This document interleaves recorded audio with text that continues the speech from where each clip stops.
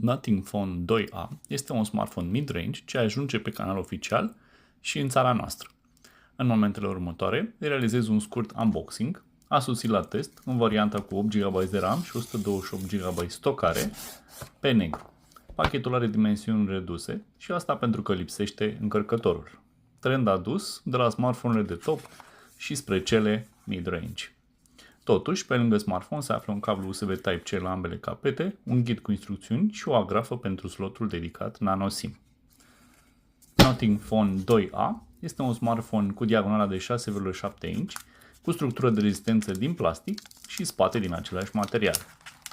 Partea spate o să vedeți că este ușor transparentă și acolo regăsim modulul celor doi senzori de la camera principală. Doi senzori de 50 megapixeli, senzorul wide are și stabilizare optică de imagine.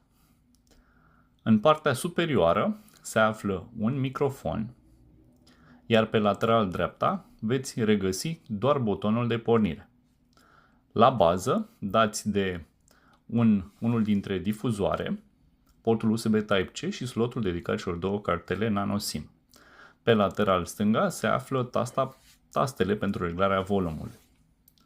Rulează Android 14 cu interfața Nothing OS, iar patch-urile de securitate erau compilate la nivelul lui februarie 2024. Setările inițiale sunt ușor de parcurs și o să vedeți că sunt destul de puține aplicații preinstalate. Aș putea spune că bloatware-ul este aproape inexistent. Telefonul folosește un procesor MediaTek Dimensity 7200 Pro dezvoltat pe 4 nanometri. Setările sunt bine organizate, iar cele 3 LED-uri din partea spate pot fi gestionate prin Glyph Interface. Acolo poți să le setezi după cum dorești. Poți, spre exemplu, să le și dezactivezi sau poți să le faci să lumineze în funcție de muzica pe care o asculți, în funcție de conținutul pe care îl redai pe smartphone. Acesta ar fi Nothing Phone 2A la prima vedere. Mai multe detalii găsiți în review-ul scris pe Gary.